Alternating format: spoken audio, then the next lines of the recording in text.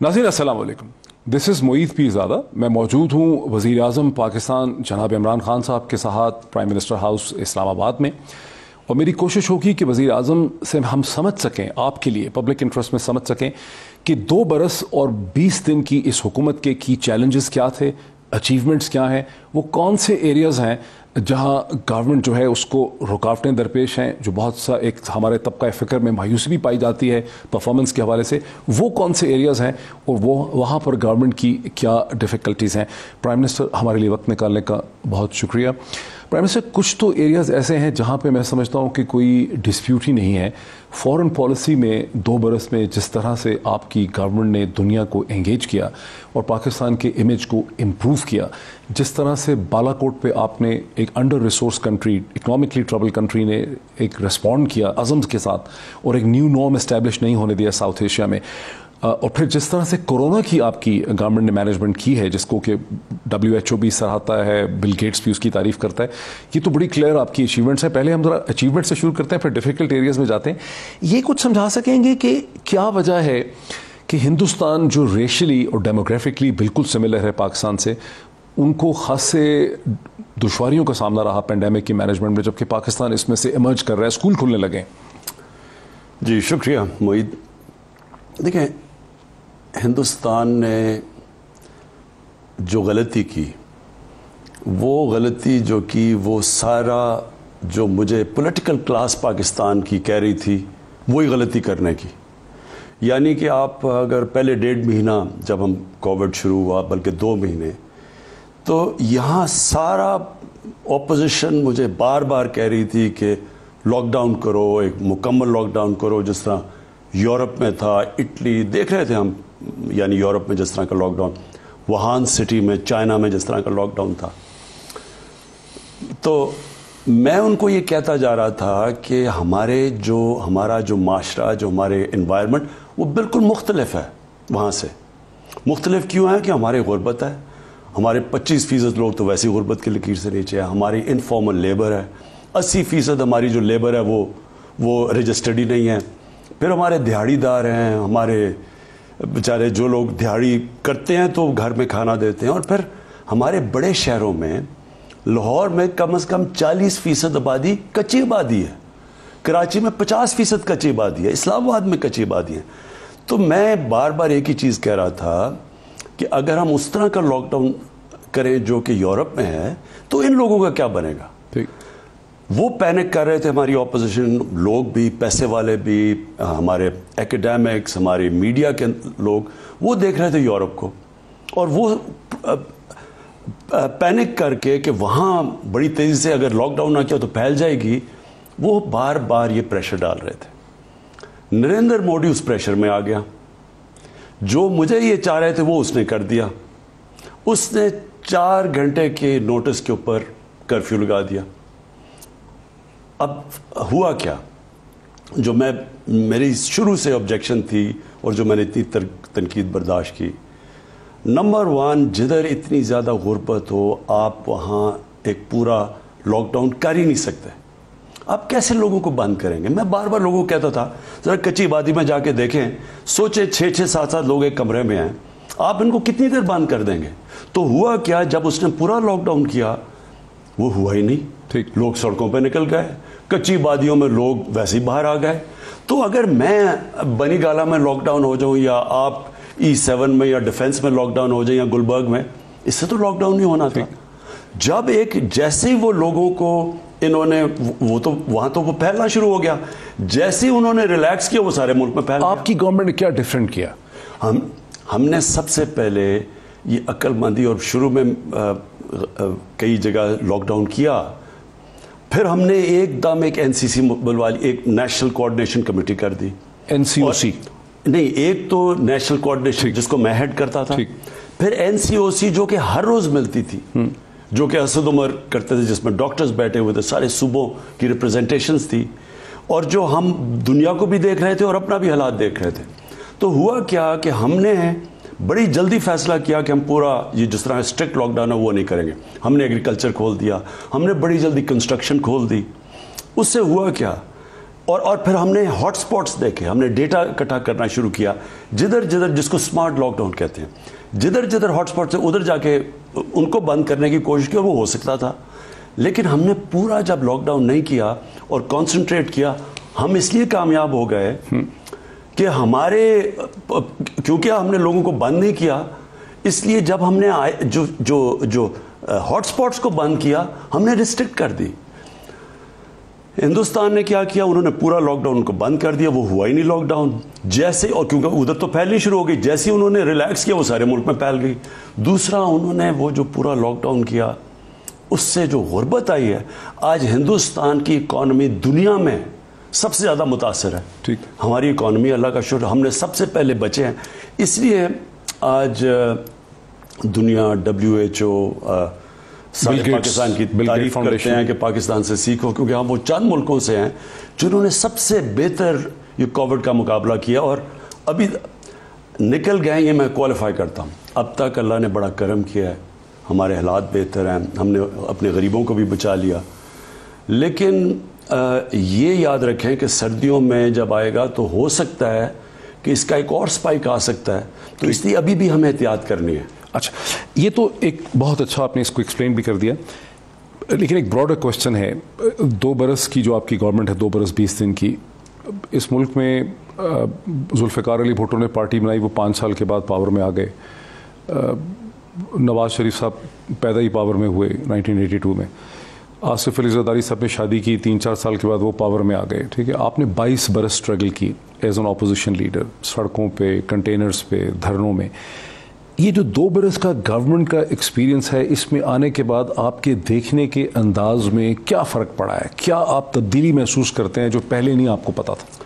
پہلے تو موحید, میں آپ کو ایک چیز بتاؤں کہ میں نے زندگی میں اسٹرگل کر کے پہنچا ہوں. کرکٹ میں تو کوئی سفارش سے آپ کو ایک بڑا کرکٹر نہیں بنا سکتا, اور ہاسپٹل ایک جس طرح وہ جدوجہد کی, وہ بڑا ہی مشکل, کرکٹ سے زیادہ مشکل تھا میرے لیے, کیونکہ ایک کینسر جو گورنمنٹ نہیں بنا سکے, کینسر ہاسپٹل پر جس طرح اسٹرگل کی اور پھر بنایا, پھر چلایا بھی. دیکھیں, میں جو مسلمان کو سیکھنا چاہیے نا, وہ صرف ہمارا ایک ہی رول ماڈل ہے, ہمارے نبی صلی اللہ علیہ وسلم. اگر اللہ چاہتا تو ان کو پہلے سال ہی مدینہ کی ریاست دے دیتا. اللہ نے اپنے محبوب کو 13 مشکل سال کی اسٹرگل کیوں کروائی؟ کیونکہ اللہ نے ہمیں کہا کہ ان کی زندگی سے سیکھو. جو اسٹرگل ہے نا موحید, وہی انسان کو بناتی ہے. کوئی بھی انسان آج تک بڑا انسان نہیں بنا جب تک اسٹرگل نہیں کی. کوئی ملک ایک عظیم قوم نہیں بنی جب تک قربانیاں انہوں نے دی اور اسٹرگل نہیں کی. کوئی لیڈر بن ہی نہیں سکتا جب تک وہ اسٹرگل نہ کرے. مینڈیلا, اس کی اسٹرگل دیکھیں کتنی تھی, قائد اعظم کی کتنی اسٹرگل تھی, گاندھی کی کتنی اسٹرگل تھی. کوئی بھی لیڈر جو بڑا لیڈر بنتا ہے وہ ایک پروسیس سے گزرتا ہے, اس سے انسان بنتا ہے, سیکھتا ہے. اسٹرگل آپ کو سکھاتی ہے. وہ سب سے بڑی چیز آپ کو پریشر لینا سکھاتی ہے. اسٹرگل کے اندر انسان کے, جو لیڈر کی سب سے بڑی کوالٹی ہوتی ہے پریشر لینا. اب میں ان کے پریشر میں آ جاتا, جو انہوں نے مجھے کہا تھا, آج ہمارا ہندوستان سے بھی برا حال ہوتا. صحیح, ہندوستان کی تو ہمارے سے زیادہ بہتر معاشی حالات تھے ہمارا. اگر میں وہ یہ جو مجھے کہہ رہے تھے, اور آپ اٹھا کے دیکھیں ان کی سٹیٹمنٹس, جس طرح کی اپوزیشن نے میرے خلاف کیمپین کی, سٹیٹمنٹس ہمارے میڈیا نے, دانشوروں نے, کئی ڈاکٹرز نے میرے اگینسٹ کہا. میں اگر اس پریشر میں آ جاتا, آج پاکستان کا بیڑا غرق ہو جانا تھا. کیوں ہو جانا تھا؟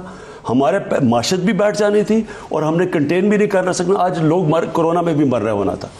پریشر صرف تب آپ لے سکتے ہیں جب آپ ایک پروسیس سے گزریں. سو یہ اگر میں پریشر لینا جو ہے گورنمنٹ کا جو ایک بیسک ایکسپیرینس ہے وہ ایک پریشر, آپ کو پتہ چلا کہ ایک مختلف قسم کا پریشر ہے گورنمنٹ کے اندر جو ایز این اپوزیشن لیڈر نہیں تھا.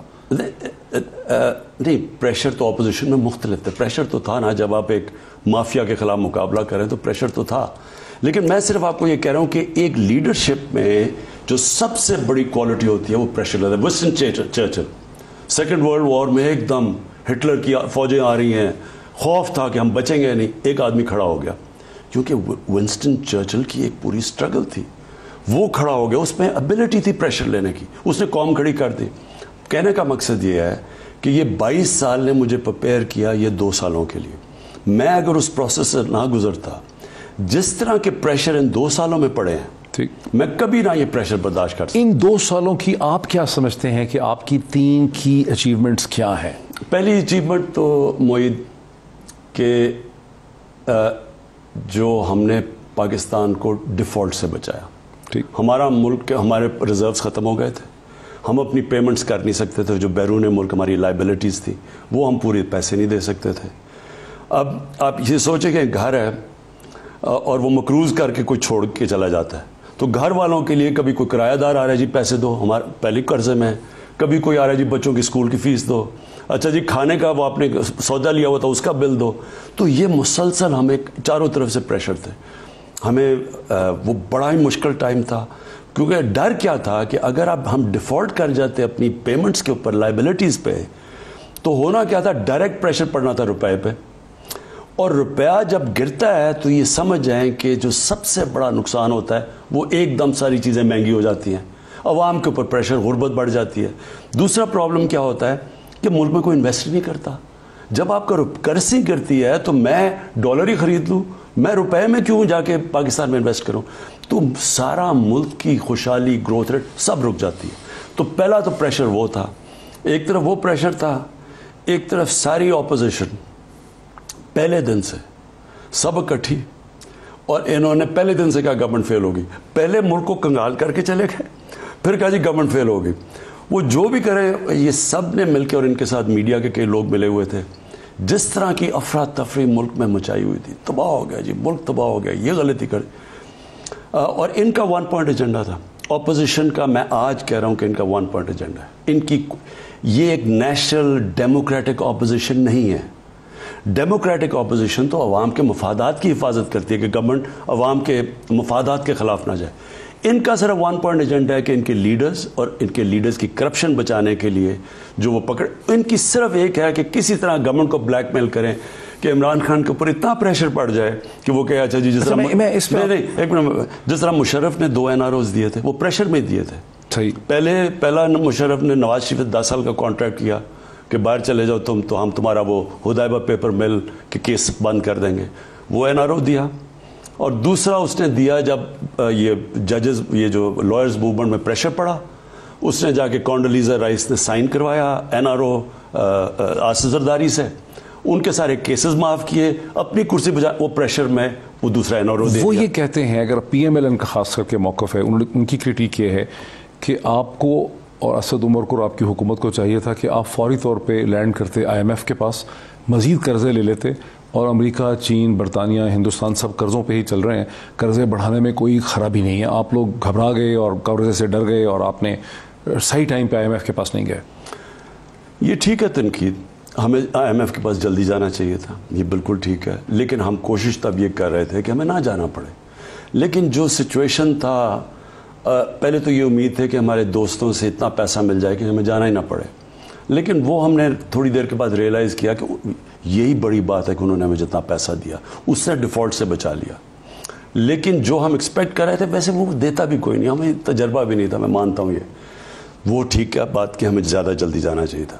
لیکن دیکھیں ایک چیز یاد رکھ لیں کہ جب ایک ملک کی معاشی حالات وہ ہوتے ہیں جو ہمارے ہیں, وہ ہو ہی نہیں سکتا کہ وہ مشکل وقت سے نہ گزرے, یہ ہو ہی نہیں سکتا. یہ تو مثلا پھر سے میں ذرا یہ, کیونکہ لوگوں کو اکانومی کی صحیح طرح سمجھ نہیں ہے, اس لیے میں آسانی سے کہتا ہوں ایک گھر کا پہلے لے لیں کہ گھر کے اوپر جب قرضے چڑھے ہوتے ہیں, یہ ہو ہی نہیں سکتا کہ وہ گھر اپنی جب تک آمدنی نہیں بڑھاتا وہ خرچے کم کرتا ہے. وہ اس مشکل وہ اب جب آپ خرچے کم کرتے ہیں کیا ہوتا ہے, اب بچوں کی جناب آپ فیس نہیں دے سکتے, ان کو ایک اچھے اسکول سے کمزور اسکول میں لے کے جاتے ہیں, کئی بجائے اسکول سے نکال لیتے ہیں, ان کو کپڑے نہیں آپ نہیں دے سکتے, کھانا آپ بجائے گوشت کھانے کے دال پہ آ جاتے ہیں. یعنی گھر ایک مشکل وقت سے گزرتا ہے. تو میں صرف لوگوں کو وہ لوگ بےتاب ہوتے ہیں, لوگوں میں صبر نہیں ہوتا, کہتے ہیں جی کیوں نہیں ایک دم چینج آیا, نیا پاکستانی بنا. ایک پروسیس ہوتا ہے نیا پاکستان, تو اس کے اندر یہ جو اپوزیشن ہے انہوں نے پورا فائدہ اٹھایا. پہلے دن سے کوئی چیز غلط, یہ غلط ہو گیا, کیونکہ ان کا انٹرسٹ صرف بلیک میل کرنے کا تھا. وہ ہر کووڈ پہ انہوں نے بلیک میل کیا, فیٹ اپ پہ یہ بلیک میل کر رہے ہیں, اکانومی کے اوپر انہوں نے کیا, کشمیر, پھر وہ جو کنٹینر پہ سب چڑھ گئے کہہ رہے ہیں لبرل اور اسلام خطرے میں ہے. تو ان کا ون پوائنٹ ایجنڈا ہے. اور ابھی بھی میں مینٹین کرتا ہوں کہ جب آپ کے ملک کے اندر کرمنلز پالیٹکس میں آ جائیں, وہ بجائے ملک کے انٹرسٹ کو پروٹیکٹ کرنے کے لیے وہ اپنے ذات کے انٹرسٹ کو پروٹیکٹ کرتے ہیں, وہ زیادہ ملک کو نقصان پہنچاتے ہیں بجائے دشمنوں کے. اچھا, لیکن تھوڑا سا اگر ہم گورننس کے ایشوز کی طرف آ جائیں, آپ اس پورے 15-20 دن سے مسلسل عثمان بزدار صاحب جو ہیں وہ دوبارہ ایک ٹارگٹ ہے, اس میں کوئی شک نہیں ہے. میں مانتا ہوں کہ عثمان بزدار کو اپوزیشن کو ان کو ایک ویک ٹارگٹ سمجھتے ہیں اور وہ ان کو ویک ٹارگٹ بن کے بار بار جو ہے ان پہ حملہ کرتے ہیں. لیکن آپ کے جو سپورٹرز ہیں پی ٹی آئی کے اندر, آپ کی اپنی جو پارٹی, وہ محسوس کرتے ہیں کہ آپ اپنا پولیٹیکل کیپٹل سپینڈ کر رہے ہیں, اپنی گڈ ول سپینڈ کرتے ہیں عثمان بزدار صاحب کو ڈیفینڈ کرنے کے لیے. آپ کیا سمجھتے ہیں کہ عثمان بزدار ایک افیکٹو چیف منسٹر ہے؟ دیکھیں معید, عثمان بزدار کی صرف ایک ویکنس ہے جس کی وجہ سے ان کو نقصان ہوتا ہے اور ان کے مخالف کو مزہ, ان کے لیے آسان ہوتا ہے ان کو ٹارگٹ بتانا.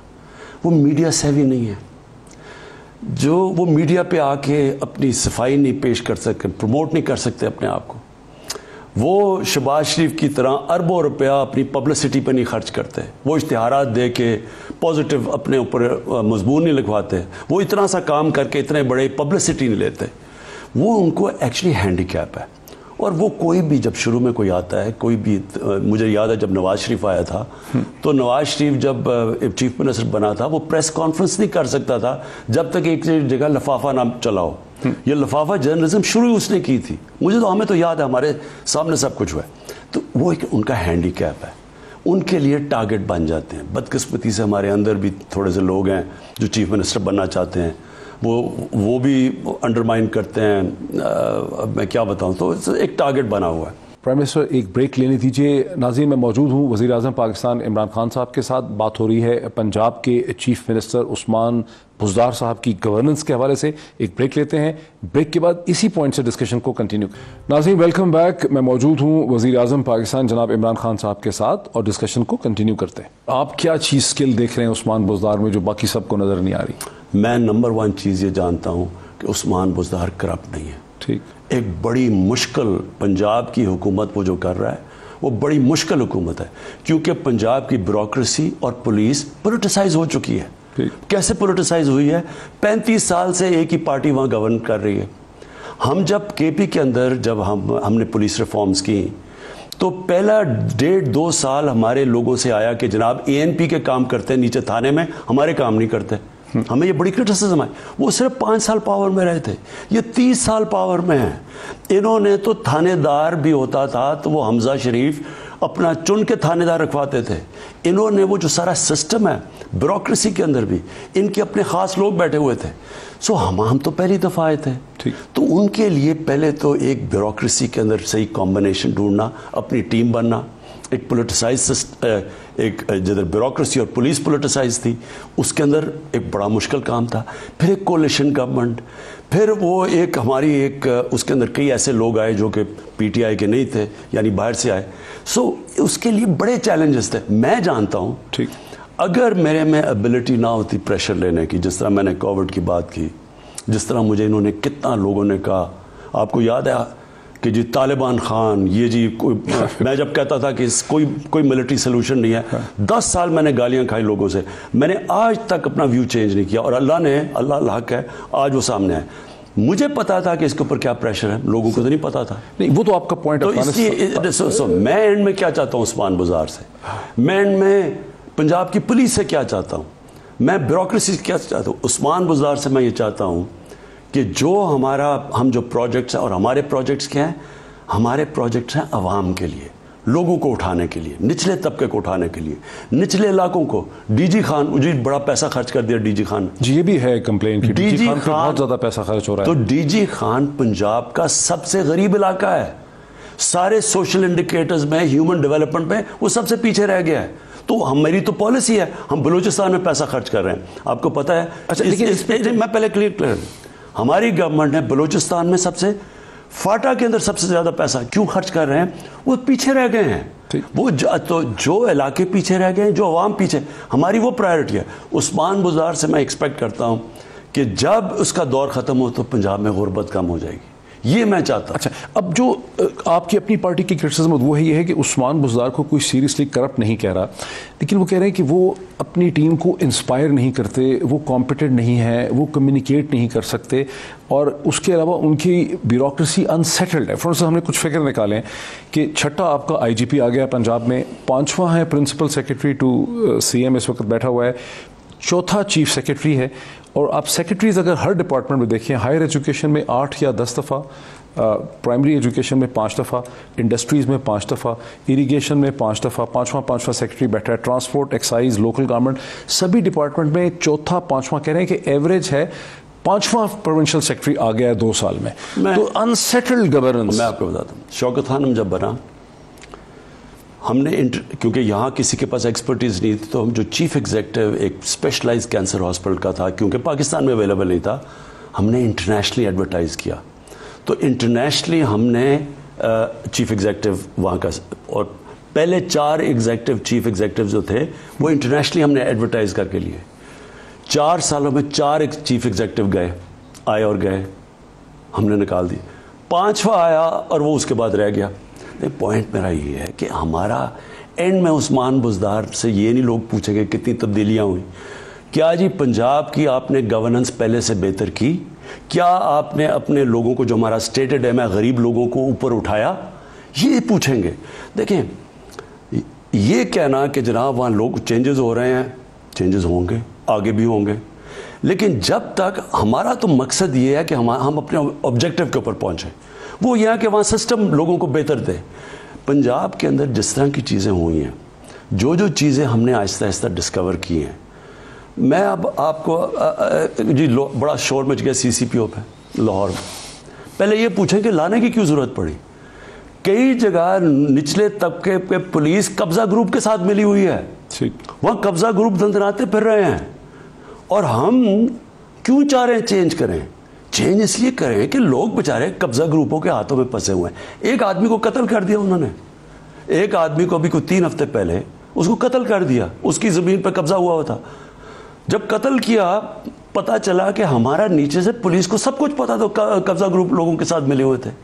تو پوائنٹ میرا یہ ہے کہ پنجاب کے لوگوں نے اینڈ میں یہ پوچھنا ہے کہ کیا پولیس نے ہماری جان اور مال کی حفاظت کی یا نہیں کی. انہوں نے یہ نہیں پوچھنا کتنے لوگ آپ نے چینج کیے ہیں. لیکن پرائم منسٹر صرف 3 ہفتے پہلے آپ نے ایک ٹیلی ویژن انٹرویو میں کہا کہ شعیب دستگیر جب آئی جی پی تھے تو آپ نے کہا کہ اب یہ کمبینیشن چیف سیکرٹری اور آئی جی پی کا چلے گا, وہ بھی نہیں چل سکا. اب آپ ایک نیا آئی جی پی لے کے آئے ہیں, اب اس کی کیا امید ہے کہ یہ آئی جی پی بھی چل پائے گا؟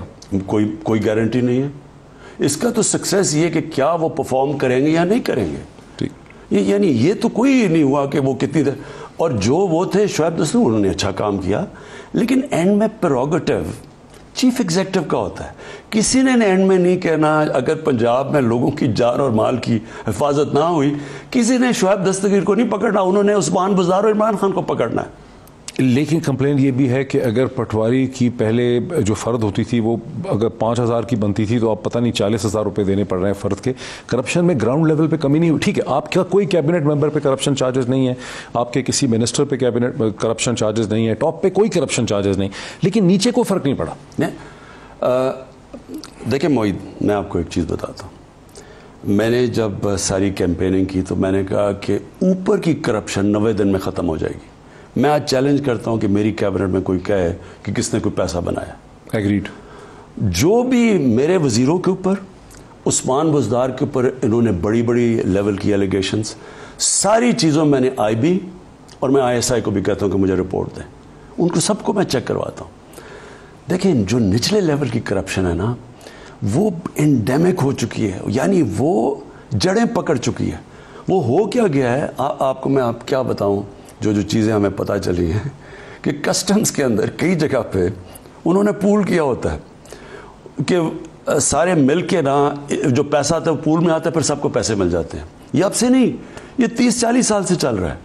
وہ اس کو کرپٹ کہتے ہیں جو اس پول کے اوپر پیسہ بناتا ہے. بالکل صحیح. اچھا, پھر کئی چیزیں, یعنی اب یوٹیلیٹی سٹورز, اب وہاں یوٹیلیٹی سٹورز ایک غریب لوگوں کے لیے سستا کھانا دینے کے لیے بڑا اچھا ہے, ایک اچھی میکنزم ہے.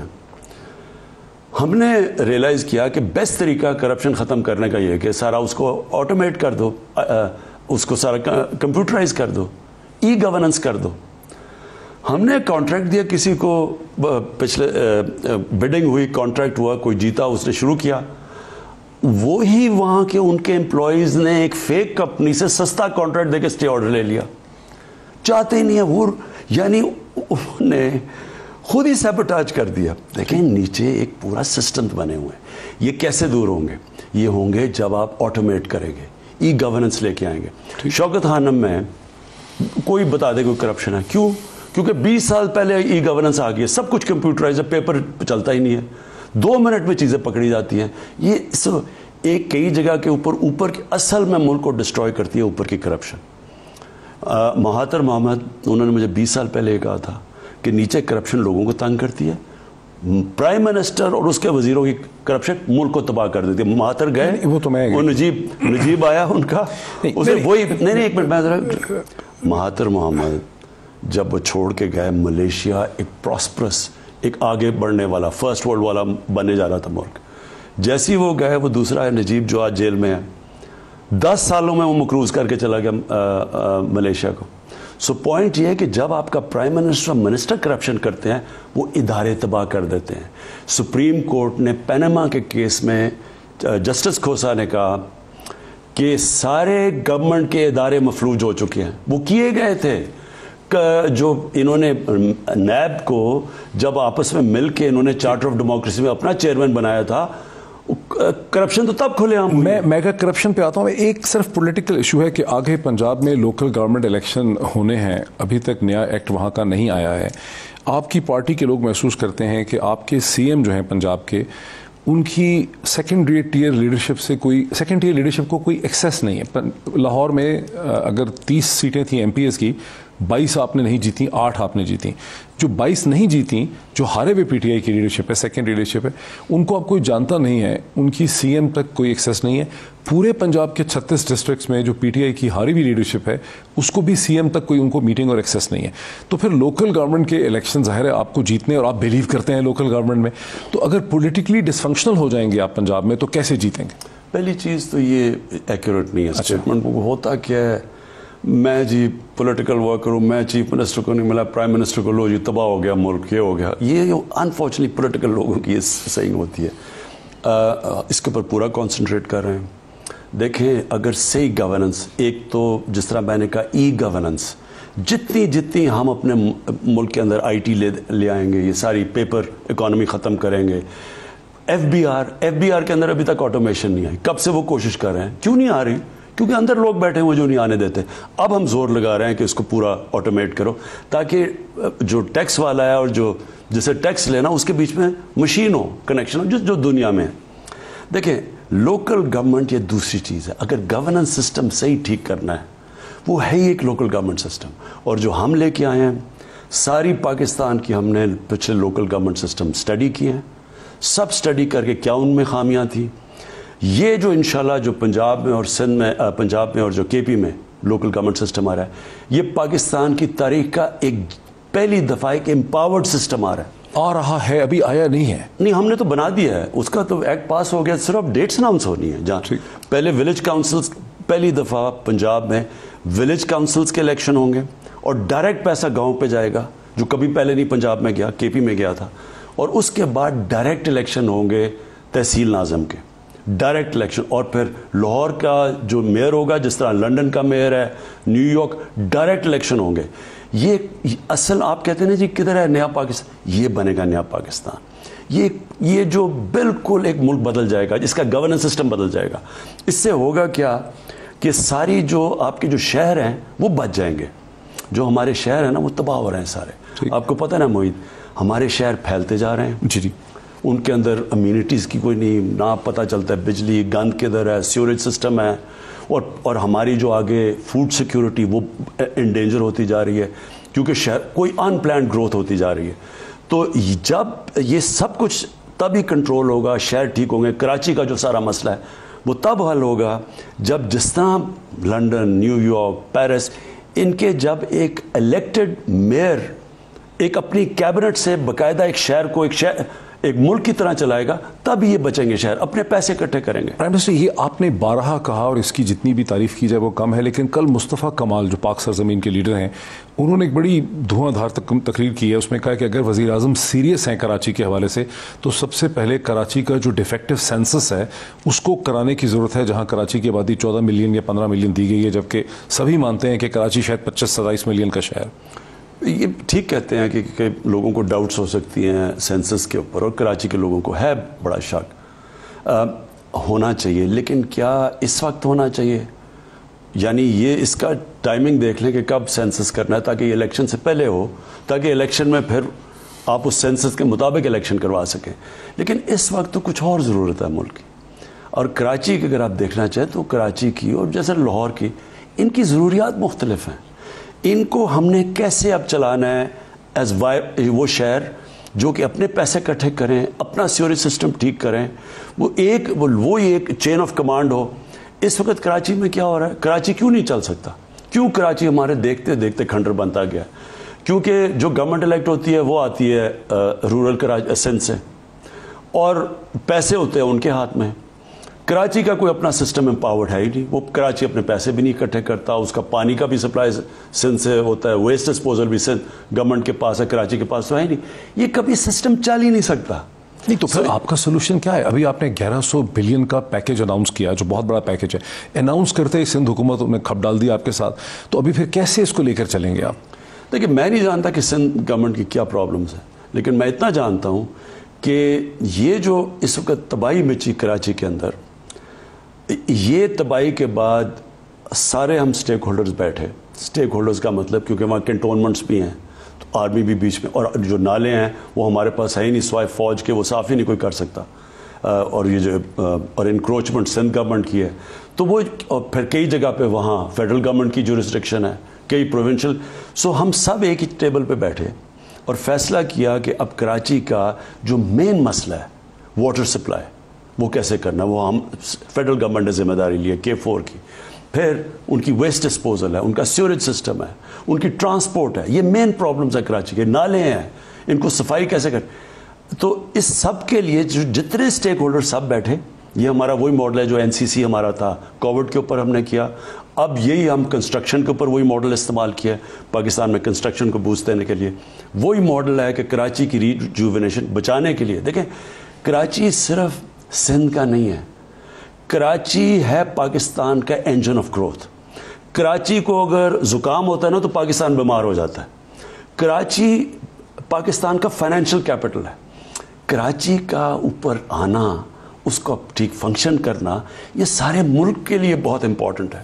اس لیے یہ جو فیصلہ کیا گیا, ہوا تو حادثہ بہت بڑا بارش کی وجہ سے, لیکن اس کی وجہ سے یہ وہ کہتے ہیں نا crisis becomes an opportunity.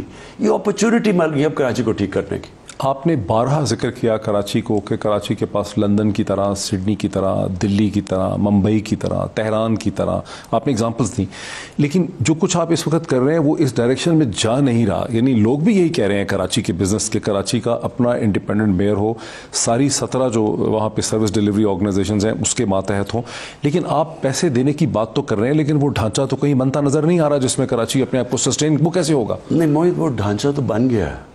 Karachi کا ایڈمنسٹریٹر اپوائنٹ ہو گیا, اس کی جو کاؤنسل ہے وہ ایک اوورسی مانیٹرنگ کمیٹی بن گئی جس میں سب سٹیک ہولڈرز ہیں, ایک نیچے ایگزیکٹو آ گیا, اور وہ جو ایگزیکٹو کمیٹی ہے اس کے اندر بھی ریپرزینٹیو سارے سٹیک ہولڈرز کی ہے.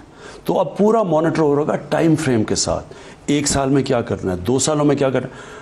آؤٹ سائڈ جو ساروں کو ہم نے 3 سال دیے ہیں, 3 سال میں ہم سب کچھ مکمل کرنا ہے. ٹھیک. پرائم منسٹر, مجھے ایک بریک لینے دیجیے. ناظرین, میں موجود ہوں وزیر اعظم پاکستان جناب عمران خان صاحب کے ساتھ. ایک بریک کے بعد ڈسکشن کو اسی پوائنٹ سے کنٹینیو کرتے ہیں. ناظرین, ویلکم بیک. میں موجود ہوں وزیر اعظم پاکستان جناب عمران خان صاحب کے ساتھ اور ڈسکشن کو اسی پوائنٹ سے کنٹینیو کرتے ہیں.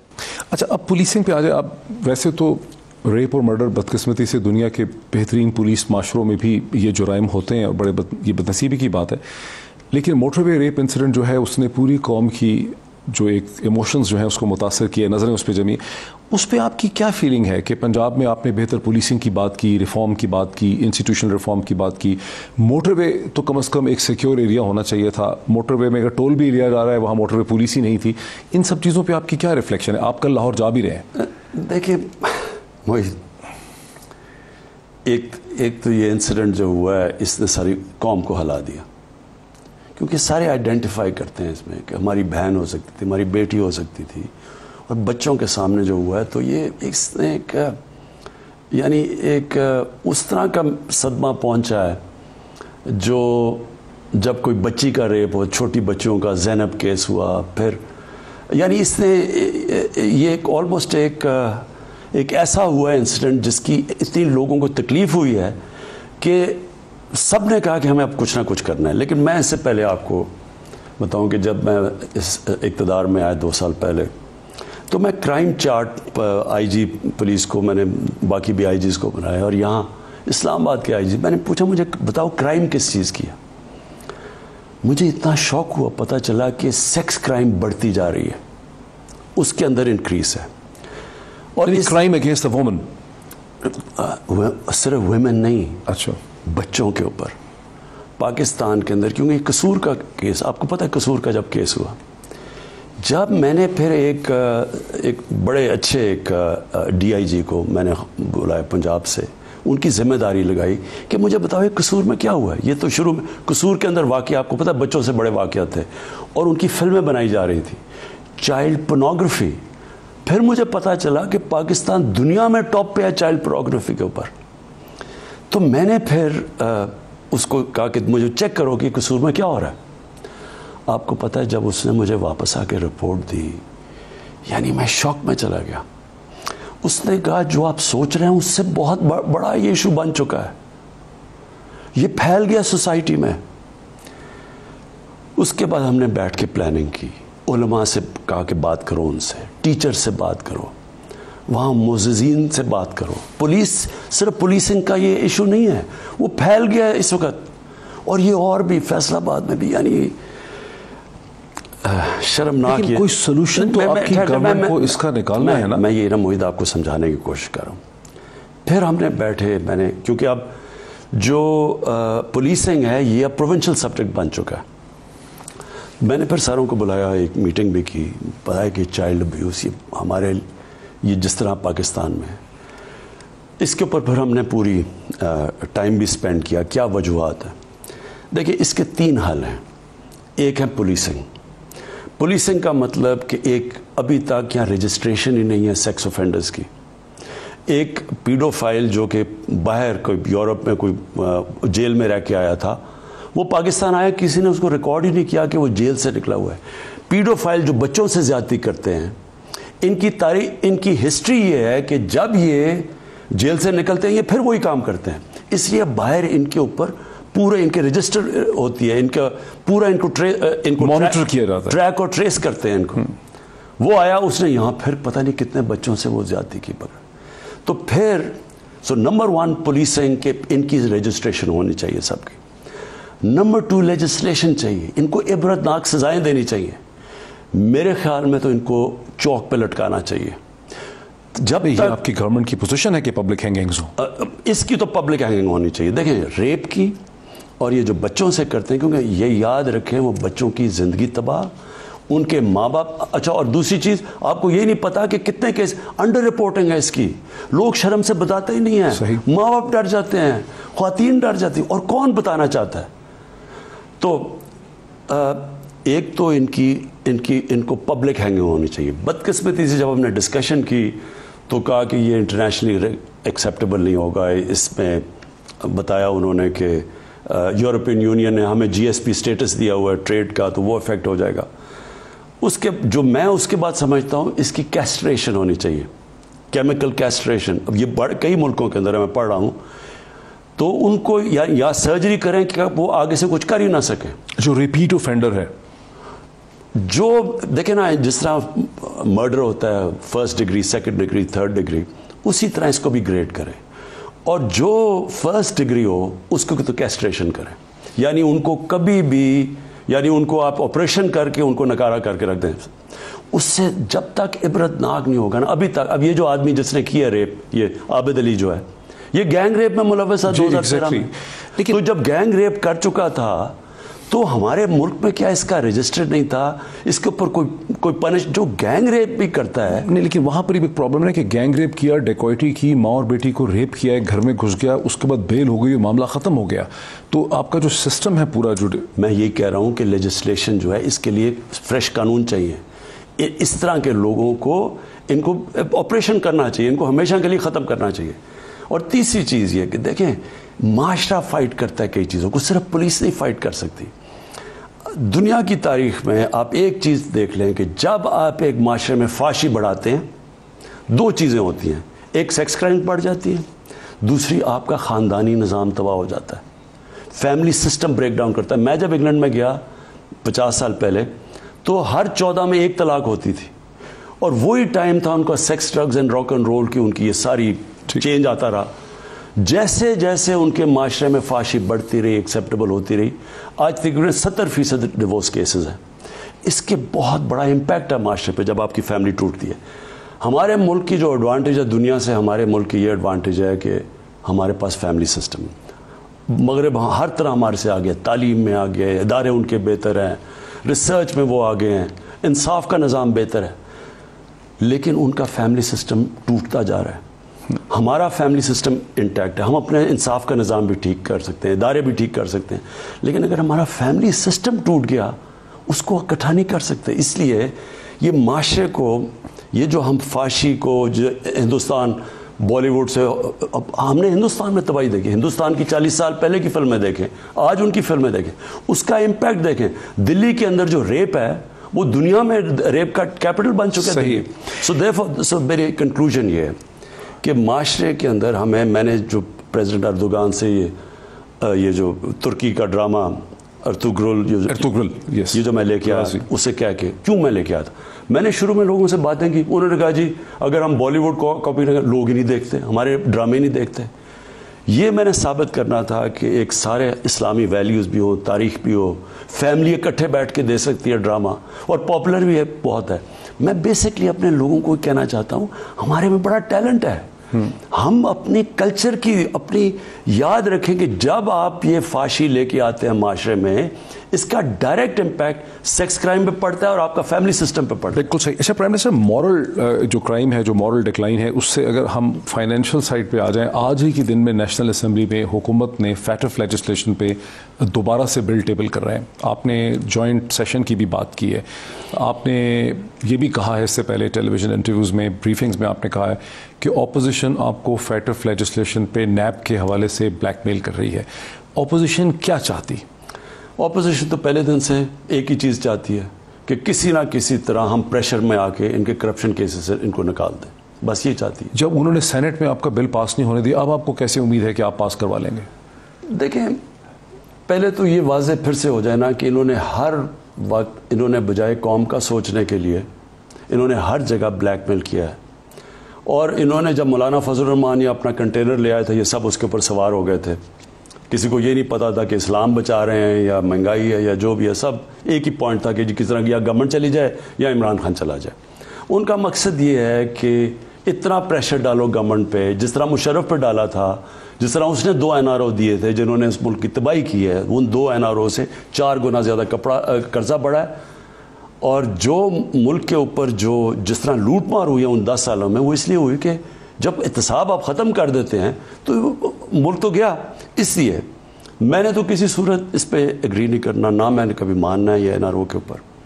اب یہ انہوں نے پہلے کووڈ کے اوپر بھی انہوں نے پوری کوشش کی، وہ شہباز شریف بھاگا آیا وہ منہ پہ لگا کے کمپیوٹر سامنے، نہیں تو اس کے اوپر جو کیسز ہیں وہ تو بچ ہی نہیں نہ سکتا. باقی تو شاید نکل جائے، اس کا تو ڈاکیومنٹری ایویڈنس ہے کہ کس طرح اس نے پیسہ چوری کیا. تو وہ بھاگا آیا، اس نے نہیں آنا تھا واپس، کیونکہ جس طرح نواز شریف نے نہیں آنا واپس اور کوشش کرے گا نہ آنے کی. تو جب ہم وہاں سے، یعنی آپ کو امید ہے کہ واپس نہیں آئیں گے وہ، تو پھر آپ کی حکومت اتنی کوشش بھی کر رہی ہے ان کو لانے کے لیے؟ ہم کوشش تو پوری کریں گے، ہم تو ہر اس کے اوپر جائیں گے، لیکن ہمارے تو ہاتھ بندھے ہوئے تھے. جب ہمیں وہ گئے ہیں یہاں سے، آپ کو پتہ ہے کیا سچویشن بن گیا کہ جی وہ گورنمنٹ ذمہ دار ہوگی اگر اسے کچھ ہو گیا. اور پھر وہ سارے ڈاکٹرز کہہ رہے ہیں جی کہ وہ پتہ نہیں آج بچتا ہے کل جاتا ہے، یعنی تو خیر وہ ہو گیا. تو بیسکلی کووڈ کے اوپر انہوں نے سوچا کہ ون ون تھا نا، اگر لاک ڈاؤن کرتے ہیں تو اکانومی بیٹھ جاتی ہے، تب عمران خان ذمہ دار ہے. اگر لاک ڈاؤن نہیں کرتے، کرونا سے مرنے شروع ہو جاتے، پھر میں ذمہ دار ہوں. تو یہ تو سارے بڑے 2 مہینے تو انہوں نے بڑی خوشیاں بنائی. جب ان کو مصیبت پڑ گئی، اب دنیا کہہ رہی ہے کہ سب سے بہتر پاکستان نے کھیلا ہے، اب ان کو یہ مل گیا فیٹف کا. ٹھیک، فیٹف میں ان کو سارے پاکستانیوں کو پتا ہونا چاہیے کہ اگر ہم فیٹف میں بلیک لسٹ ہو جاتے ہیں تو وہی پاکستان کا حال ہوگا اگر ہم ڈیفالٹ کر جاتے ہیں. ہمارے پہ سینکشنز لگ جائیں گی، ہمارا سارا پریشر پڑے گا روپے کے اوپر، اور روپیہ جب گرے گا تو اکانومی بیٹھ جائے گی، اور اکانومی بڑے غریب. تو انہوں نے یہ سوچا ہوا ہے کہ اس کا بلیک میل کریں، کیونکہ یہ فیٹف کے اوپر تو یہ مان ہی جائے گا. کسی صورت میں نہیں ماننے لگا، ہمیں یہ جو مرضی کر لیں. جس دن ہم نے ان کو مان گئے جنہوں نے، اور کیا کہتے جی ہم این آر او نہیں مانگ رہے. آپ وہ جو ان کا ڈاکیومنٹ انہوں نے دیے ہیں وہ اگر پڑھ لیں، 38 جو نیب کی شکیاں اس میں سے 34 کہتے ہیں ان کو چینج کر دو. ان کے 10 سال میں تو کوئی فرق نہیں پڑا ان کو، کیونکہ انہوں نے اپنا نیب کا ہیڈ رکھ کے وہ ان کی کیسز بند کر رہا تھا. اب ان کو مشکل پڑ گئی ہے کہ ان کے جو کیسز ہیں وہ ہم تو نہیں بند کرنے لگے، اس لیے یہ بلیک میل کی ٹیکٹکس ہیں. میں یہ دیکھوں گا، دیکھیں قوم کے سامنے ہوگا کہ کیا یہ قوم کے ساتھ کھڑے ہوتے ہیں یا اپنے لیڈرز کی چوری بچانے کے لیے ان کے ساتھ کھڑے ہوتے ہیں. پرائم منسٹر مجھے ایک بریک لینی دیجیے. ناظرین، میں موجود ہوں وزیر اعظم پاکستان جناب عمران خان صاحب کے ساتھ. ایک بریک کے بعد ڈسکشن کو اسی پوائنٹ سے کنٹینیو کرتے ہیں. ناظرین ویلکم بیک. میں موجود ہوں وزیر اعظم پاکستان جناب عمران خان صاحب کے ساتھ اور ڈسکشن کو اسی پوائنٹ سے کنٹینیو کرتے ہیں. یہاں ایک بڑی دلچسپ قسم کی کیچ سچویشن ہے کہ آپ بارہا یہ کہتے ہیں کہ میں این آر او نہیں دوں گا، میری حکومت چلی جائے، میں احتساب پہ کمپرومائز نہیں کروں گا، اور کرپشن پاکستان کے لیے تباہ کن ہے. دوسری طرف یہ ہے کہ آپ یہ بھی کہتے ہیں میں این آر او نہیں دوں گا، لیکن آپ اور آپ کے سارے کیبنٹ منسٹرز یہ کہتے ہیں کہ نیب انڈیپینڈنٹ ہے، نیب کی ٹیم کو، چیئرمین نیب کو ہم نے نہیں لگایا، یہ کیسز پرانے ہیں. تیسری چیز ہے کہ آپ دیں این آر او یا نہ دیں، یہ چھوٹی چھوٹی روز ہی ان کو این آر اوز مل رہی ہیں، کہیں بیل ہو رہی ہے، کیسز ختم ہو رہے ہیں، نیب اریسٹ کر لیتا ہے. نیب کو مجھے بڑے سینئر سول سرونٹ نے کہا کہ نیب پاکستان کا سب سے بڑا لانڈری ہے، لانڈرومیٹ ہے. وہاں کچھ ہفتے مہینے لوگ بند رہتے ہیں، ریفرنسز فائل نہیں ہوتے یا کمزور رہتے ہیں، لوگ وہاں سے نکل آتے ہیں، پھر وہ ٹی وی پہ آ کے کہتے ہیں کہ دھیلے کی کرپشن جو ہے وہ ثابت نہیں ہوئی. تو آپ تو کہہ رہے ہیں کہ میں نہیں دوں گا این آر او، احتساب نہیں پیچھے، اور وہ سب سرخرو ہو کے صاف ہو کے باہر آ رہے ہیں. یہ سچویشن پہ آپ کا کیا کامنٹ؟ دیکھیں موہد، ایسا ہے کہ سارے ان کے کیسز پرانے ہیں، اور یہ کیسز انہی کے دور کے بنے ہوئے تھے. ان دونوں کے آپس میں انہوں نے ان کے دور میں کیسز بنائے ہوئے تھے. وہ آگے نہیں بڑھنے دیتے تھے کیونکہ نیب ان کے کنٹرول میں تھی. وہ بیلنس آف ٹیرر تھا نا. تم نے ہمارے کیس، کیونکہ انہوں نے پہلے جو 9 سال ان کی جو تھی نا گورنمنٹس، جو 99 تک 89 سے وہ جو 11 سال تھی، اس ٹائم پہ انہوں نے وہ کہتے تھے تم کرپٹ ہو، وہ کہتے تھے تم کرپٹ ہو. زرداری کو تو نواز شریف نے جیل میں ڈالا تھا. ہدایبہ پیپر مل کا کیس تو یہ پیپلز پارٹی نے بنایا تھا ان کے اگینسٹ. کیسز تو انہوں نے بنائے ہوئے تھے. انہوں نے جب دوسری باری باہر رہ کے آئے تو انہوں نے آپس میں اکٹھے ہو گئے. انہوں نے کہا کہ دیکھو کیوں ہم ایک دوسرے کو برا بھلا کہتے ہیں، پیسے تو ہم دونوں نے بنانے ہیں. اپنا نیب کا ہیڈ سلیکٹ کر لو، چارٹر آف ڈیموکریسی کے اندر وہ کر دو. اور انہوں نے جس طرح دونوں ہاتھوں سے 10 سال میں پاکستان کو لوٹا ہے، یعنی آج اگر ہم جتنا بھی ٹیکس اکٹھا کیا ہے آدھا چلا جاتا ہے ان کے لیے ہوئے قرضوں کی قسطوں پہ. اور یہ 4 گنا زیادہ قرضہ بنائے. کیا پاکستان میں ہوا ہے؟ ہم آپ کو دکھائیں گے کہ جو میگا پروجیکٹس ہم اب کرنے جا رہے ہیں وہ ٹرانسفارمیشنل ہے. انہوں نے کون سا میگا پروجیکٹ بنایا ہے؟ چھوٹی چھوٹی سڑکیں بنا دی.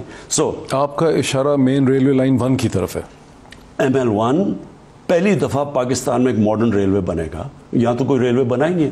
وہ کارگو کے لیے بھی، یعنی جو وہ اکانومی کو اٹھائے گا، کیونکہ اصل جو کارگو ہے وہ تو ریلوے پہ ٹریول کرتی ہے. ہمارے تو ریلوے انہوں نے تباہ کر کے رکھ دیا، سڑکیں تباہ ہو جاتی ساری سڑک. بہرحال وہ اور ML1، بادشاہ ڈیم، ممان ڈیم ہمارے زمانے میں شروع ہوئے. 2 نئے شہر جو راوی سٹی ہے اور جو بنڈل آئلینڈ کراچی، یہ 2 بالکل نئے شہر بن رہے ہیں، ماڈرن سٹیز بن رہی ہیں. انہوں نے کیا کیا؟ پوائنٹ میرا کہنے کا یہ ہے کہ انہوں نے 10 سال میں قرضے ہمارے پر چڑھا دیے. آدھا ہمارا جتنا پیسہ اکٹھا کرتے ہیں ٹیکس ریونیو وہ چلا جاتا ہے ان کے لیے ہوئے قرضوں کی قسطیں ادا کرنے پہ. اور اس کے بعد یہ کہہ رہے ہیں ہمیں کہ نہیں جی ہماری آپ پیچھے ہٹ جائے, یہ جو نیب کو ختم کر دیں, پھر ٹھیک ہے آرام سے عمران خان حکومت کرے جس طرح ان دونوں نے 10 سال کی تھی. اب ان کو فکر پہلے دن سے ہے کہ گورنمنٹ گرا دو, آج گرا دو, کل گرا دو, پرسوں. ان کے 10 سال میں جب 4 گنا زیادہ قرضہ چڑھ رہا تھا تب کیوں نہیں انہوں نے کہا گورنمنٹ کو گرا دو؟ تب تو یہ گورنمنٹ کو بچانے پہ لگے ہوئے. آپ راوی فرنٹ سٹی کی بات کر رہے ہیں اور بنڈل آئیلینڈ کی بات کر رہے ہیں, لیکن بزنس مین بہت سے محسوس کرتے ہیں کہ بہت ایمبیشس پروجیکٹ ہے. 2013 سے پہلے موجود تھا راوی کا پروجیکٹ, شہباز شریف کی گورنمنٹ نے امپریکٹیکل سمجھ کے اس پہ عمل نہیں کیا. اور بنڈل آئیلینڈ بھی سمندر کے درمیان ہوگا, کوسٹل ڈیولپ کر لیں, کشتیوں میں بیٹھ کے وہاں کون جائے گا, شاید یہ کوئی ایک فیسیبل نہیں ہوگا, دیکھنے میں اٹریکٹیو لگتا ہے. دیکھیں پہلے تو یہ پرانے پروجیکٹس ہیں دونوں, ہم نے تو نہیں نئے دیکھے. میرا مقصد کیا تھا؟ میرا سب سے بڑا مقصد یہ تھا کہ ہمارے شہر پھیلتے جا رہے ہیں, بالکل ان پلانڈ سیٹلمنٹ ہے, ان کو نہ ہم سیوریج دے سکتے ہیں, نہ ان کو ہم صحیح معنی میں بجلی دے سکتے ہیں, نہ گندگی اٹھا سکتے ہیں, نہ کچرا اٹھا سکتے ہیں, اور پھیلنے سے فوڈ سیکیورٹی ہماری امپیکٹ ہو رہی ہے. آگے پاکستان کو پرابلم آنا ہے فوڈ سیکیورٹی, ہماری آبادی بڑھتی جا رہی ہے, ہماری زمین اگر کم ہوتی جائے گی کاشتکاری کے لیے تو آخر میں تو لوگ یہاں تو اس بار ہی ہمیں گندم امپورٹ کر رہے ہیں. لہٰذا ہم نے بیٹھ کے پہلے تو سارے شہروں کو میں نے کہا کہ اپنے ماسٹر پلان بناؤ, ماسٹر پلان کے رنگ فینس کریں کہ اس کے بعد شہر نہیں جا سکتا, تاکہ شہر اوپر جائیں جو ساری دنیا میں جاتے ہیں, ماڈرن سٹیز کی طرف جائیں. پہلے یہ جو دونوں ہم شہر بنا رہے ہیں یہ ماڈرن سٹیز بن رہی ہیں, یہ لیٹسٹ سٹی ہوں گی جا کے دنیا میں. جو راوی پروجیکٹ ہے وہ صرف یہی نہیں کہ وہ لاہور کو بچانے کے لیے, کیونکہ لاہور نے ویسے ہی وہاں پہنچ جانا ہے جدھر یہ راوی سٹی بنے, لاہور تو ویسے ہی پھیلتا جا رہا ہے. پہلے تو لاہور کو بچانا ہے کہ ایک پلانڈ سیٹلمنٹ ہو. ٹھیک. سیکنڈلی لاہور میں پانی بڑی تیزی سے نیچے جا رہا ہے. ٹھیک. اور جو راوی ہے وہ سکڑ کے ایک سیوریج کا نالا بن چکا ہے. راوی کو بچانے کے لیے, لاہور کے واٹر سپلائی کو اوپر اٹھانے کے لیے یہ ایک پورا ایک بڑا ایمبیشس پلان ہے. لیکن موید میرے سے تو لوگ بڑے پلانز ایکسپیکٹ کرتے ہیں. میں تو یہ چھوٹے پلانز میں مانتا ہی نہیں. میں تو سوچ رہا تھا کہ ہم کوئی ایسے پلان بنائیں جس میں سب سے بڑی چیز روزگار ملے. نمبر 2 ہماری انڈسٹری چلنی شروع ہو.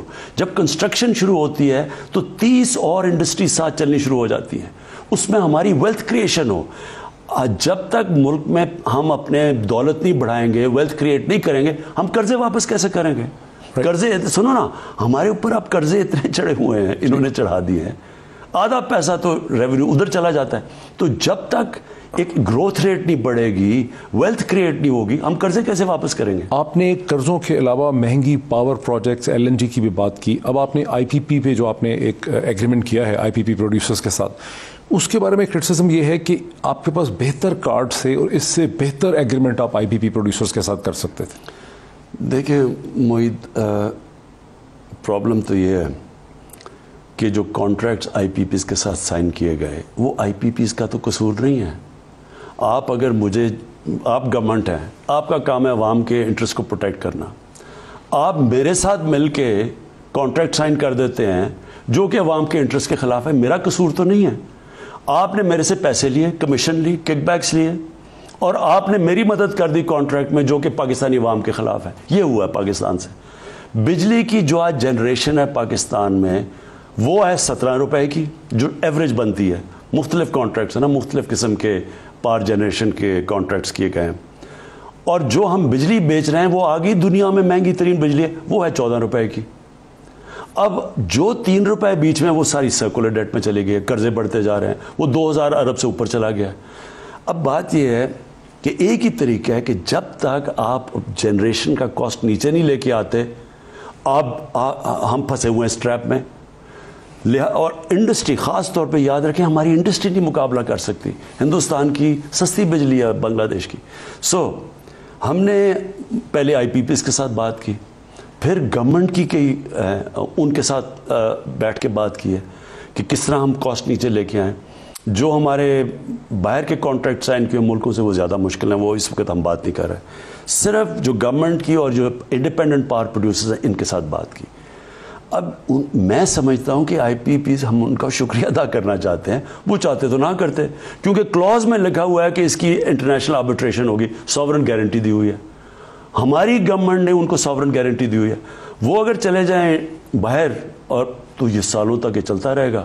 اور پاکستان جس طرح ریکوڈک میں ہار گیا, جس طرح کارکے میں ہار گیا, اس میں بھی ہم نہیں ہار. اب ریکوڈک میں آپ نے ہم سب کو بتایا تھا جب آپ امریکہ سے واپس تشریف لائے تھے کہ ریکوڈک کے ساتھ ایک سیٹلمنٹ ہو سکتی, آپ نے خود بتایا تھا, ایک بریفنگ میں بتایا تھا, سب لوگ اینکرز موجود تھے. اب خبر آئی ہے کہ پاکستان ریکوڈک کو یہ کہہ رہا ہے کہ ہمیں کووڈ کی وجہ سے آپ ریلیف دیں, تو وہ پھر نہیں ہو سکی سیٹلمنٹ؟ نہیں, سیٹلمنٹ کی تو سارا وقت ہوتی ہے. دیکھیں بات چیت چل رہی ہے, سرکمسٹانسز بدلتے رہتے ہیں. کووڈ آیا, ساری دنیا میں سرکمسٹانسز چینج ہو گئے, اور وہ واقعی وہ دنیا میں جو دنیا کووڈ سے پہلے اور بعد میں بدل چکی ہے, جس طرح 9/11 کے بعد دنیا بدل گئی تھی. ہماری پوری کوشش ہے کہ اس کو ہم سیٹلمنٹ کی طرف لے کے جائیں, کیونکہ $6 ارب کا ہمارے اوپر ڈیمیجز انٹرنیشنل کورٹ دے چکی ہے, جو میں سمجھتا ہوں ویسے بڑا غلط ہے. میں سمجھتا ہوں کہ اس کے اندر انفیئر بھی ہے, اور ہم نے کیس صحیح نہیں لڑا, لیکن بدقسمتی سے وہ ڈیمیج ہو گیا. بہرحال اب کوشش ہے آؤٹ آف کورٹ سیٹلمنٹ کی, جس طرح کارکے کی ہوئی تھی. لیکن کارکے میں ہمیں فائدہ یہ تھا کہ پریزیڈنٹ اردوغان نے ہماری مدد کی, تو انشاءاللہ اس پہ بھی امید رکھتے ہیں, کیونکہ $6 ارب تو نہیں ہم دے سکتے. اسی کانٹیکس میں آپ کی نئی پاور پالیسی آ رہی ہے انہی دنوں میں, وہ کیسے ایڈریس کرے گی ان ایشوز کو؟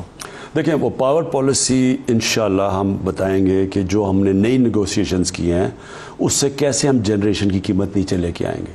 جب تک جنریشن کی قیمت نیچے نہیں آتی ہم اس ٹریپ میں پھنسے ہوئے ہیں. ہم بجلی کی قیمت بڑھا نہیں سکتے, نہ انڈسٹری نہ عوام, اور اگر ہم بڑھاتے نہیں ہیں تو وہ قرضے بڑھتے جاتے ہیں, کیونکہ بجلی جو ہے مہنگی بنا رہے ہیں. تو اس کے اوپر ایک کمپریہنسو پلان لے کے آ رہے ہیں, یہ بڑی دیر لگی تیار کرنے میں, انشاءاللہ ہفتے تک یہ اناؤنس کر رہے ہیں. اچھا, ایک تو کی ایشوز ہیں فورن پالیسی پہ ڈسکس کر لیں. اسی ہفتے آپ نے دیکھا کہ UAE کے بعد بحرین نے اسرائیل کو ایکسیپٹ کر لیا, عمان نے اس کو ویلکم کیا ہے, لگ رہا ہے کہ عمان بھی ایکسیپٹ کر لے گا. اب آپ کی جو پوزیشن ہے کہ ہم نے ایکسیپٹ نہیں کرنا, وہ نون ہے, آپ کئی دفعہ اس کو کہہ چکے ہیں, لیکن پاکستان کے اسٹیٹ انٹرسٹ میں کیا ایسا نہیں ہے کہ ہم یہ دیکھیں کہ ہماری نان ریکگنیشن بھی ایک لیوریج کی حیثیت رکھتی ہو اس پوری مڈل ایسٹرن ایکویشن میں؟ معید, کئی چیزوں کے اوپر زندگی کمپرومائز کا نام ہے, آپ کو کمپرومائز کرنا چاہیے اور کرنا پڑتا ہے. لیکن کئی ایسی چیزیں ہوتی ہیں کہ وہ جو آپ کے بنیادی اصول ہوتے ہیں, جو آپ کی یعنی کسی وجہ سے ایک قوم بنتی ہے, ایک بیسک پرنسپلز کے اوپر ایک قوم کھڑی ہوتی ہے. جب ایک قوم ان پرنسپلز کے اوپر کمپرومائز کرنا شروع کر دے تو پھر وہ کمپرومائز کی کوئی لمٹ نہیں ہوتی. جنرل مشرف نے ہمارے سامنے وہ کمپرومائز کرتے گئے, وہ شوگر مافیا سے کمپرومائز کر لی, پہلے نواز شریف سے کمپرومائز کر لی, پھر اینڈ میں وہ زرداری سے کمپرومائز, پھر کوئی کمپرومائز رہا ہی نہیں کرنے کو, اور پھر خود ہی چلے گئے اور کمپرومائز اپنی پاور کے لیے کی. جو بھی قومیں اس وقت کر رہی ہیں, دیکھیں میں کوئی کامنٹ نہیں کروں گا, کیونکہ ہر ملک کی اپنی فارن پالیسی ہوتی ہے, ان کے اپنے مفادات ہیں, ان کی اپنی مجبوری ہیں. میں پاکستان کا اس لیے یہ کہتا ہوں. لیکن آپ کی کیا ایڈجسٹمنٹ ہوگی؟ وہ تو ان کی اپنی فارن پالیسی ہے, آپ کی اپنی فارن پالیسی, آپ کیسے ایڈجسٹ کریں گے؟ ہمارا صرف ایک سوچ ہونی چاہیے کہ فلسطین کے جو لوگ ہیں, جو ان کے اوپر ظلم ہوئے ہیں, جس طرح کی مشکلات انہوں نے برداشت, جس طرح وہ رہ رہے ہیں, کیا ان کی زمین کدھر سے شروع ہوئی اور سکڑ کے کدھر رہ گئی ہے, ان کا کیا فیوچر ہے. دیکھیں, جب فلسطین کے لوگ سیٹسفائی ہو جائیں کہ جی ایک جسٹ سیٹلمنٹ ہے, ہمیں مان لینا چاہیے. لیکن اس وقت اگر فلسطین کے لوگ بیچارے اتنے آبجیکٹ کر رہے ہیں, جو بھی کوئی ریکگنائز کرتا ہے اسرائیل کو, تو سب سے زیادہ شور تو فلسطین کے لوگ مچاتے ہیں. تو اس کا مطلب کہ وہ ان کے لیے تو جو سٹیک ہولڈرز ہیں وہ تو ایکسیپٹ نہیں کر رہے, اور تو دنیا ایکسیپٹ کر بھی لے, جب تک وہ لوگ سیٹسفائی نہیں ہوتے کہ ان کے لیے ایک وائبل سٹیٹ بنی ہے, تو تب تک کوئی فرق نہیں پڑے گا, جو مرضی ریکگنائز کر لے. اصل میں تو جب تک ایک منصفانہ سیٹلمنٹ نہیں ہوتی پیلسٹائن کی اسرائیل کے ساتھ, تب تک کوئی فرق نہیں پڑے گا ریکگنیشن کا دنیا کا. ہمیں کھڑا ہونا چاہیے, اس لیے کہ ہمارے قائد اعظم محمد علی جناح نے ان کی آپ سٹیٹمنٹس پڑھ لیں, انہوں نے شروع سے کھڑے تھے فلسطین کے لوگوں کے ساتھ, اور ہمیں بھی کھڑا ہونا چاہیے. کشمیر پہ آپ نے بہت بھرپور پوزیشن لی اگست 5 کے بعد. اقوام متحدہ میں آپ کی تقریر, آپ کی گورنمنٹ کی پوزیشن, آپ کے فورن مشنز بہت ایکٹیو رہے. لیکن اگر آپ صورتحال دیکھیں, پریزیڈنٹ آزاد کشمیر جو بالکل ریٹریکل پرسنالٹی نہیں ہے, وہ روز ہمیں بتا رہے ہیں کہ وہاں پہ ڈیموگرافک چینج کا بہت خطرہ ہے اور اگلے 1-2 برس بڑے کروشل ہیں. اب آپ کی گورنمنٹ کیا اس کا ادراک کرتی ہے کہ کس قسم کا خطرہ ہے کشمیر میں اور کیا کرنا ہے؟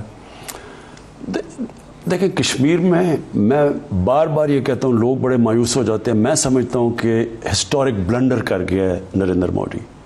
وہ یہ غلطی کر بیٹھا ہے جو اس کے میرے خیال میں جو اس نے اسمپشنز کی ہوئی تھی کہ یہ اس سے کیا کیا ہوگا وہ غلط ہو گئی ہیں. نمبر 1 اس کی یہ تھی کہ پاکستان چپ کر کے بیٹھا رہے گا، کیونکہ پاکستان وہ سمجھ رہا تھا کہ پاکستان کے تو حالات اتنے برے ہیں، معاشی حالات اتنے برے ہیں، ہم تو کچھ کریں گے نہیں، اور اب تک ہم کچھ بھی نہیں کر رہے تھے، ہم تو دوستی کرنے کی کوشش کر رہے تھے. تو جو پاکستان نے سٹینڈ لیا وہ بالکل ایکسپیکٹ نہیں کر رہے تھے. اس سے ہوا کیا؟ انٹرنیشنلائز ہو گیا، سیکیورٹی کاؤنسل میں اٹھ گیا، ہیڈز آف سٹیٹس کو پتہ چل گیا ہے، یو این کے اندر اس کے اوپر باقاعدہ برطانیہ کی پارلیمنٹ میں ڈبیٹ، یورپین پارلیمنٹ میں ڈبیٹ، امریکن سینیٹرز نے اس کے اوپر بات کی ہوئی ہے. سو انٹرنیشنلائز ہو گیا ایشو. جب انٹرنیشنلائز ہو گیا تو جس طرح کا انہوں نے RSS کے غنڈوں کے ذریعے ظلم کرنا تھا کشمیر پہ وہ کر نہیں سکے. ظلم ابھی بھی کر رہے ہیں، لیکن جو ان کا پلان تھا کہ اتنا ظلم کرو کہ وہ کرش ہو جائے وہ ہو نہیں سکا. کشمیر کے لوگوں کو ویسے کے ویسے ہی ہیں، وہ جس وقت موقع ملے گا وہ کھڑے ہو جائیں گے، تو وہ ان کو کرش نہیں کر سکا. اب اگر تو وہ یہ جو سوچ رہا ہے کہ ڈیموگرافی بدلنے سے، اور یہ بڑا یہ تو خطرہ تو ہے نا، اس کے اوپر ہم آپس میں ڈیبیٹ کر رہے ہیں کہ بیسٹ اس کا سٹیپ کیا ہے. اس کا انٹرنیشنل کرمنل کورٹ میں بھی جا سکتے ہیں، کیونکہ یہ اصل میں فورتھ جنیوا کنونشن کے مطابق آپ ایک اس جگہ جو ڈسپیوٹڈ ٹیریٹری ہے اس کی ڈیموگرافی نہیں بدل سکتے. تو اس کے اوپر بھی ہم سوچ رہے ہیں کرنا کیا. 23 یا 24 تاریخ کو آپ UN جنرل اسمبلی کو وایا ویڈیو لنک خطاب کریں گے، وہاں کیا ایجنڈا ریز کریں گے؟ دیکھیں اصل تو کشمیر ہے، کشمیر کے علاوہ کلائمیٹ چینج ہے. دیکھیں کلائمیٹ چینج اب ساری دنیا کا ابحال دیکھیں. کلائمیٹ چینج نے تباہی مچی، کیلیفورنیا میں آ گئے ہیں، فلڈز آئے ہوئے ہیں دنیا میں، ہر تہلکہ دیکھ لیں. یہی لوگ پہلے کہتے تھے کہ کلائمیٹ چینج ہے ہی نہیں، ڈینائی کرتے تھے لوگ.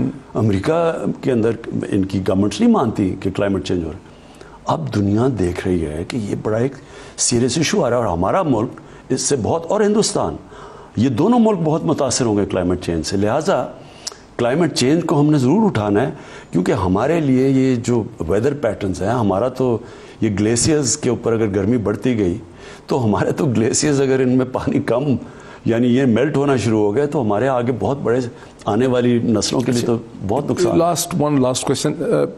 گزشتہ ہفتے میں نے چائنیز ایمبیسڈر جو آؤٹ گوئنگ چائنیز ایمبیسڈر ہیں یاؤ جنگ، ان کا انٹرویو کیا.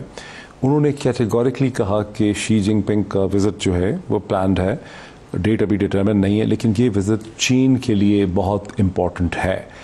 آپ اس وزٹ کو کیسے دیکھتے ہیں؟ آپ نے ایک انٹرویو میں کہا ہے کہ پاکستان کا مستقبل چین کے ساتھ ہے. کیا ایکسپینشن دیکھتے ہیں ریلیشن شپ کی، سی پیک کی، فورن پالیسی کی شی جن پنگ کے وزٹ میں؟ دیکھیں میں 3 چیزیں دیکھتا ہوں. سب سے پہلے تو میں یہ دیکھتا ہوں کہ میری قوم کے لیے سب سے بہتر چیز کیا ہے.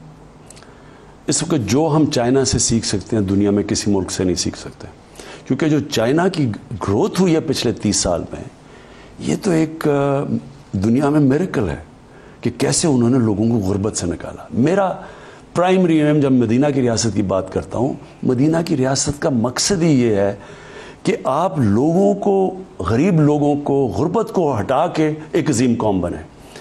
جو نارمل کانسیپٹ ہے یہ کیپٹلسٹ سسٹم کا، وہ یہ کہتا ہے کہ ٹرکل ڈاؤن افیکٹ ہوتا ہے، امیر جب ہو جاتا ہے تو نیچے سے پھر لوگ غریب. میں اسے ڈس ایگری کرتا ہوں. میں یہ سمجھتا ہوں کہ جب آپ لوگوں کو غربت سے اٹھاتے ہیں، ایک انسانیت آتی ہے اسٹیٹ میں، فلاحی ریاست بنتی ہے، اللہ کی برکت آتی ہے. جو مدینہ کی ریاست میں آئی تھی غریب لوگ تھے، لیکن انہوں نے انسانیت کا نظام لے کے آئے، اور وہ دیکھتے دیکھتے شاید ہی دنیا میں کوئی اس طرح کا ایک ماڈل بناؤ جو انہوں نے 1000 سال تک عظیم سویلائزیشن بنائے.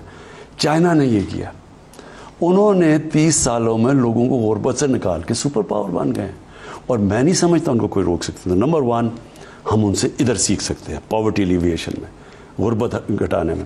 نمبر 2 جو چائنا کی گروتھ ہوئی ہے ان کو شہروں کی، کس طرح انہوں نے اسپیشل اکنامک زون بنائے شہر، انہوں نے جو اپنی ایگریکلچر کی، ان کی ہمارے سے 3 گنا زیادہ پیداوار ہے، ان کی سیڈ ڈیولپمنٹ ہم سیکھ سکتے ہیں، کیونکہ ہمارا بیسکلی تو ایگریکلچر ملک ہے. ان سے جو ہم اب ان پٹ لے رہے ہیں، اور لے رہے ہیں، اب ہمیں تھوڑا لیٹ ہوئے لیکن ہم لے رہے ہیں. اصل میں پاکستان میں کیا وجہ ہے کہ ہم اپنی پیداوار نہیں بڑھا سکتے؟ ہم نے کوئی ریسرچ نہیں کی، سیڈ ڈیولپمنٹ نہیں کی، ہم نے کوئی توجہ ہی نہیں دی اس کے اوپر. تو ان سے ہم لیپ فراگ کر سکتے ہیں. یہ میرا نمبر 2 ہے. نمبر 3 ہے ان کے جو شہر ہیں, ان کی میگا سٹیز ہیں. اب ہمارے پاکستان میں دنیا میں سب سے تیزی سے شہر بڑھے, اربنائزیشن ہو رہی ہے. اس کا نقصان بھی ہے کیونکہ شہر اگر ہم نے نئی ماسٹر پلان بنا کے پلان نہ کیا تو یہ بڑا ایک شہروں کے اندر تباہی مچ رہی ہے, جو کراچی میں آپ دیکھ رہے ہیں, گندگی ہے, سیوریج وغیرہ. تو چائنا نے جس طرح اپنے اربن سینٹرز ڈیولپ کیے ہیں اور پھر ان کو انجنز آف گروتھ بنایا ہے, وہ ہمارے لیے جو ہم ان سے سیکھ سکتے ہیں اور کسی سے نہیں سیکھ سکتے. آن اے لائٹر نوٹ, آپ مس تو نہیں کرتے بینگ دی اپوزیشن لیڈر؟ نہیں, اپوزیشن میں اصل میں بڑا تنگ اس لیے تھا کیونکہ یہاں گورنمنٹس دیکھیں نا, ایک تو ہوتی ہے نارمل پالیٹکس, آپ کے پاس اپوزیشن ہوتی ہے اور ایک گورنمنٹ, جیسے برطانیہ میں بڑا سویلائزڈ ہوتا ہے, وہ اچھی اچھی باتیں کرتے ہیں, وہ اپوزیشن. یہاں مافیاز کا مقابلہ ہے, کرمنلز کے اگینسٹ کھڑے ہوئے ہیں. یہ جس لیول پہ گرتے ہیں, لیکن اب فیٹف پہ پتہ ہے کہ ملک تباہی کی طرف جا سکتا ہے اگر بلیک لسٹ ہوتا ہے, وہ اپوز کر رہے ہیں. یہ اپوزیشن نہیں ہے, یہ کرمنلز ہیں جو اپنی چوری بچانا چاہتے ہیں. سو آپ جب ہمارے بہت بڑی غلطی کرتے ہیں, ہمارے میڈیا میں بھی میں دیکھتا ہوں, وہ ان کو نارمل ٹریٹ کرتے ہیں. برطانیہ میں ابھی کوئی کیس ہوا ہے ایک کسی کے اوپر, ایم این اے کے, ان کے ممبر پارلیمنٹ پہ, اس کے پھر ایلیگیشن لگی ہے, وہ پارلیمنٹ سے خود ہی, جی میں پارلیمنٹ نہیں آتا. یہاں ان کے اوپر اربوں روپے کے کیسز ہیں, گھنٹے گھنٹے تقریریں کرتے ہیں. پرائم منسٹر بہت شکریہ ہمیں وقت دینے کا. ناظرین, وزیر اعظم پاکستان جناب عمران خان صاحب کے ساتھ آپ نے ہماری یہ ڈسکشن دیکھی. بہت سے ایشوز ہم نے ڈسکس کیے, بہت سے اور بھی ایشوز ہیں جو وقت کی کمی کی وجہ سے ڈسکس نہیں ہو سکے. فیصلہ آپ کا, آج اتنا ہی, پھر ملاقات ہوتی.